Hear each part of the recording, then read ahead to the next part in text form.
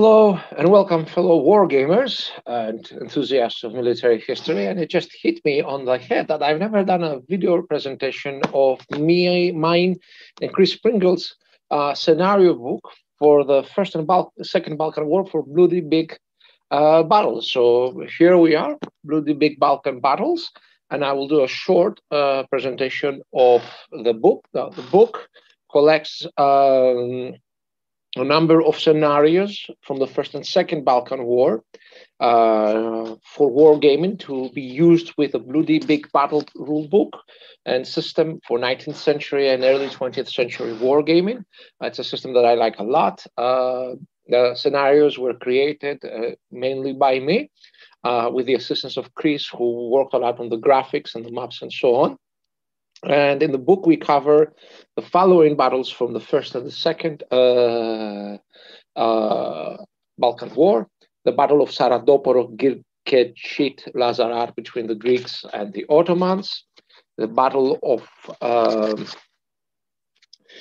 Kirkilise between the Bulgarians and the Ottomans; the Battle of Kumanova between the Serbians and the Ottomans; the Battle of Lule-Burgas, which also was the largest battle fought in Europe since 1871 at that point, between the Ottomans and the Bulgarians; the Battle of Yenice-Yanica, between the Greeks and the Ottomans; the Battle of Perlipe, between the Serbians and the Ottomans; the Battle of Monastir, or Bitola, between the Serbians and the Ottomans;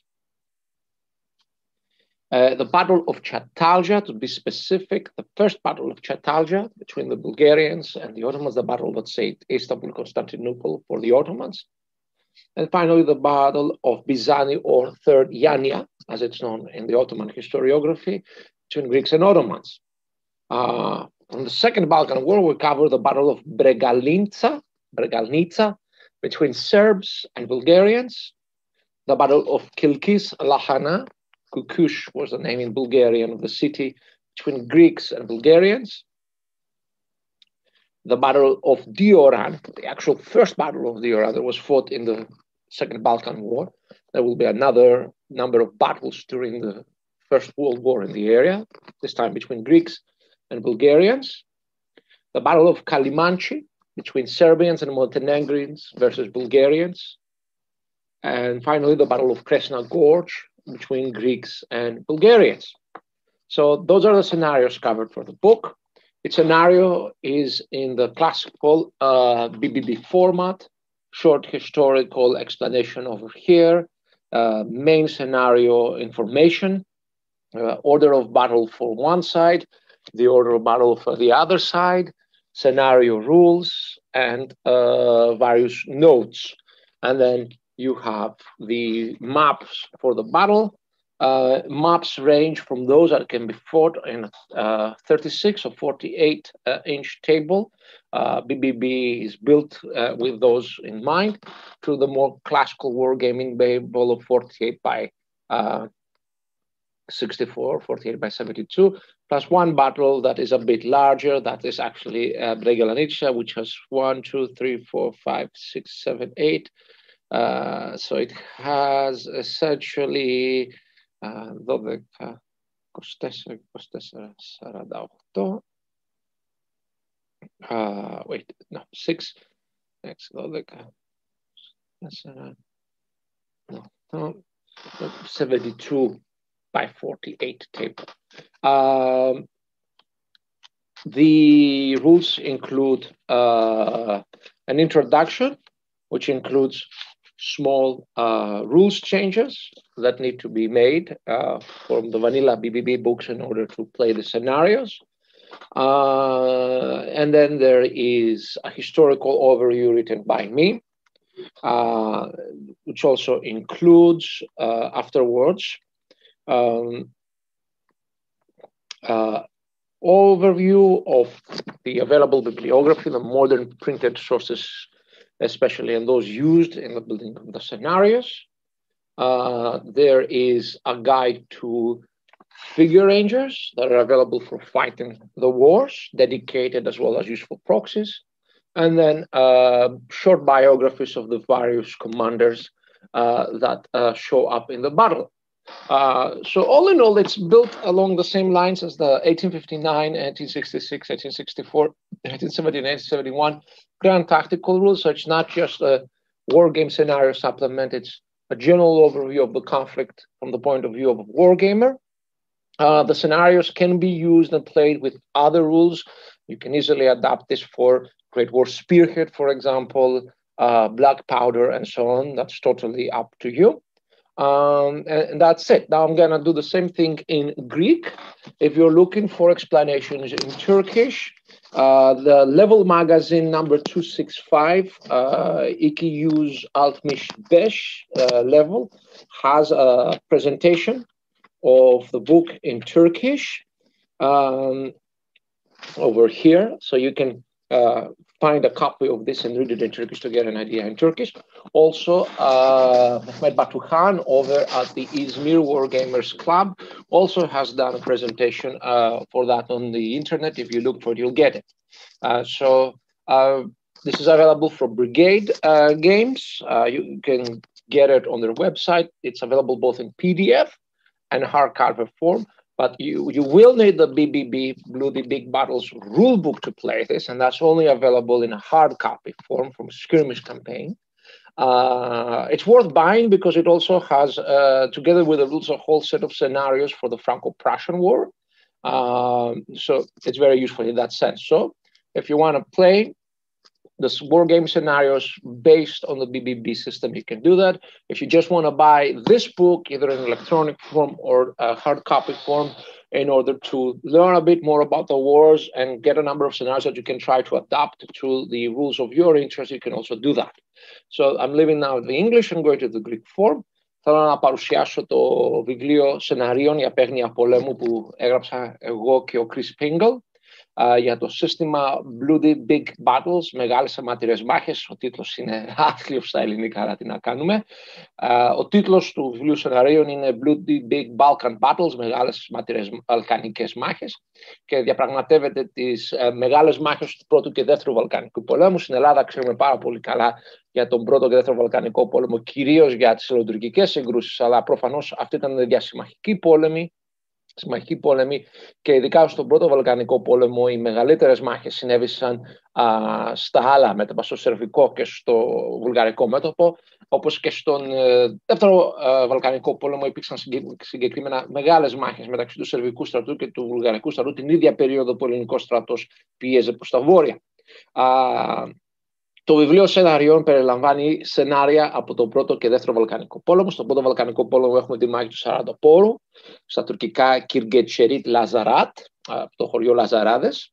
Έχουμε την μάχη των 40 εκκλησιών Κυρκυλισσέ μεταξύ Βουλγάρων και Οθωμανών, μια τεράστια μάχη η οποία ουσιαστικά έχασε την Ανατολική Θράκη σε μεγάλο βαθμό για τους Οθωμανούς και διέκοψε την επικοινωνία μεταξύ Κωνσταντινούπολης και Θεσσαλονίκης.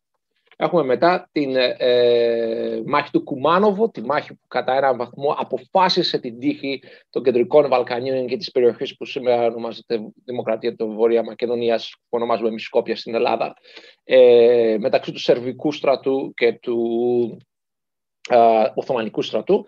Είχε μεγάλη επίπτωση ειδικά στους σχεδιασμούς των επιχειρήσεων του διάδοχου Κωνσταντίνου και στη σύγκρουσή του με τον βασιλιά, με τον πρωθυπουργό Ελεύθερο Βενιζέλο. Έχουμε τη μάχη του Λούλεμπουργκάς, μια αρκετά μεγάλη μάχη, η μεγαλύτερη μάχη στην Ευρώπη από την εποχή του 1871 και μέχρι ουσιαστικά το 1914. Ξανά Οθωμανοί ενάντια σε Βουλγάρους. Η βουλγαρική νίκη οδηγεί τον βουλγαρικό στρατό στα όρια της Κωνσταντινούπολεως. Έχουμε μετά τη μάχη των Γιαννιτσών, τη μάχη που κέρδισε τη Θεσσαλονίκη για τον ελληνικό στρατό. Έχουμε μετά τη μάχη του Περλίπε, μια μικρότερη σύγκρουση, ουσιαστικά μάχη οπισθοφυλακών του Οθωμανικού στρατού ενάντια στον Σερβικό στρατό. Αυτή η μάχη επηρέασε τη μάχη του Σόροβιτς, το ατύχημα της Πέμπτης Μεραρχίας κατά τη διάρκεια του Βαλκανικού πολέμου. Έχουμε μετά τη μάχη του μοναστηριού η Μπίτολας, όπου οι Σέρβοι καταστρέφουν τα υπολείμματα του στρατού του Βαρδάρη και ουσιαστικά εκεί τελειώνει η παρουσία της Οθωμανικής Αυτοκρατορίας στα Βαλκάνια. Έχουμε την πρώτη μάχη της Τσατάλτζιας, τη μάχη η οποία έσωσε την Κωνσταντινούπολη από τους Βουλγάρους, είναι μεταξύ Οθωμανών και Βουλγάρων. Οι Βούλγαροι επιτίθονται ενάντια στις οχυρωμένες θέσεις της Τσατάλτζια, οι Οθωμανοί με ένα καινούριο σύστημα συγκεντρωτικής καθοδήγησης του προβολικού κερδίζουν μια περίτρανη νίκη, η οποία σώζει και την πρωτεύουσά τους. Ιδάλλως θα είχε πέσει η Κωνσταντινούπολη ή στους Ρώσους ή στους Βουλγάρους το 1912. Τέλος, έχουμε τη μάχη του Μπιζανιού, ή όπως ονομάζεται στις Οθωμανικές πηγές η τρίτη μάχη των Ιωαννίνων, Γιάννια. Η ουσιαστικά καλύτερα σχεδιασμένη μάχη στην ιστορία του νέου ελληνικού έθνους, δηλαδή του νέου ελληνικού στρατού μετά, ας πούμε, το 1897 και μέχρι το 1940. Μετά προχωράμε στις μάχες του Β' Βαλκανικού Πολέμου, με τη μάχη της Μπρεγκλανίτζα, την τεράστια μάχη μεταξύ του βουλγαρικού και του σερβικού στρατού, ουσιαστικά δυτικά της περιοχής του Κιλκής. Άμα έτσι είναι το ελληνο-βουλγαρικό μέτωπο, το σέρβο-βουλγαρικό μέτωπο είναι κάπως έτσι. Η Μπρεγκλανίτσα γίνεται εδώ. Έχουμε τη μάχη του Κιλκής Λαχανά, η οποία συνέβη λίγο πολύ την ίδια περίοδο. Περίτρανη ελληνική νίκη, η οποία οδήγησε στην κατάληψη και καταστροφή του παλιού Κιλκής και στην εκδίωξη του βουλγαρικού στρατού από την Κεντρική Μακεδονία.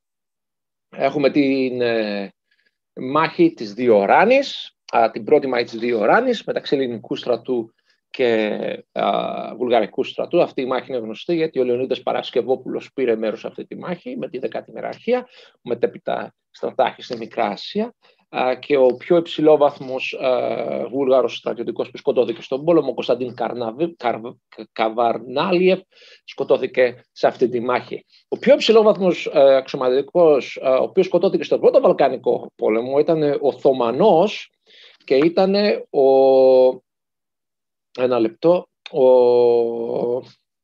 η Ιμπραήμ Φετχή Πασά, που διοίκησε το 7ο σώμα στρατού κατά τη μάχη του μοναστηριού Βίτολας, ο οποίος είναι και σχετικά άγνωστος στην Τουρκία, παρόλο που έχει αυτό το ρόλο. Μετά τη Διοράνη έχουμε τη μάχη του Καλιμάνση, όπου οι Βούλγαροι αποκρούν τη σερβική αντεπίθεση, η οποία περιλαμβάνει και μονάδες Μαυροβουνίων, και όπου ουσιαστικά ο βουλγαρικός και ο σερβικός στρατός φτάνουν στα όρια τους, οπότε οι Σέρβοι ουσιαστικά πάβουν τις δραστήριες επιχειρήσεις στην περιοχή, που αφήνουν ανοιχτά τα πλευρά του ελληνικού στρατού, ο οποίος συνεχίζει προς βορρά, προς τα στενά της Κρέσνας, και φυσικά η ίδια η μάχη της Κρέσνας, των στενών της Κρέσνας, είναι σενάριο. Το κάθε σενάριο περιλαμβάνει μικρή ιστορική επεξήγηση, τους βασικούς κανόνες του σενάριου, πόσου γύρι είναι κτλ. Την καταμέτρηση δυνάμεων για την κάθε πλευρά, ειδικούς κανόνες σενάριων και πληροφορίες για το σχεδιασμό του σενάριου. Οι χάρτες είναι έχρωμοι, ο Chris Pringle τους έκανε ουσιαστικά. Το βιβλίο μετά πλαισιώνεται από μια εισαγωγή μαζί με τις αλλαγές που πρέπει να γίνουν στους βασικούς κανόνες για τις Μεγάλες Αιματηρές Μάχες. Υπάρχει μια ιστορική επισκόπηση γραμμένη από μένα. Είναι γραμμένη από μια πλευρά πιο πολυπολιτισμική, οπότε πολλοί μπορεί να μην τη συμπαθήσετε ιδιαίτερα, αλλά δεν γράφω μόνο για το ελληνικό κοινό, εδώ γράφω για όλους. Υπάρχει μια επισκόπηση της αγγλικής βιβλιογραφίας, ειδικά των βιβλίων τα οποία χρησιμοποιήθηκαν για την ανάλυση των μαχών. Μια επισκόπηση των διάφορων εταιριών που χτίζουν μινιατούρες, φτιάχνουν μινιατούρες οι οποίες είναι χρήσιμες για την εξαγωγή του παιχνίου.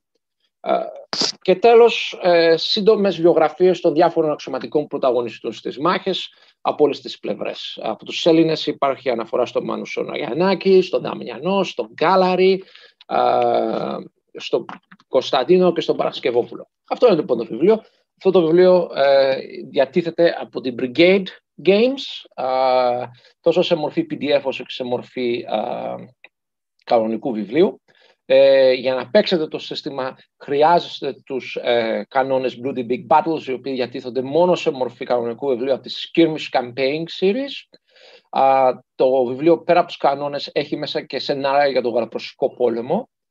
Φυσικά μπορείτε πάντα να αγοράσετε αυτό το βιβλίο και να χρησιμοποιήσετε όποιο κανόνα εσείς θέλετε για να κάνετε τα σενάρια. Είναι εξαιρετικά εύκολο κάποιος να το κάνει, να προσαρμόσει τα σενάρια σε συστήματα όπως Black Powder, σε συστήματα όπως Horse, Musket and Guns και ούτω καθεξής.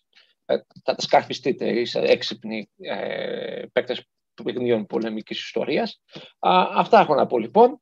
Αν ενδιαφέρεστε, το πιο εύκολο στην Ελλάδα φυσικά είναι να πάρετε τη μορφή PDF και αν παίξετε, ακόμα και αν χρησιμοποιήσετε τους συγκεκριμένους κανόνες και απλά προσαρμόσετε τα σενάρια σε άλλους κανόνες που χρησιμοποιείτε, σας παρακαλώ πείτε το μου γιατί με ενδιαφέρει. So that's all. Thank you all. Ευχαριστώ σε όλους. Καλή συνέχεια. Everybody have a good day and I hope everything will be fine.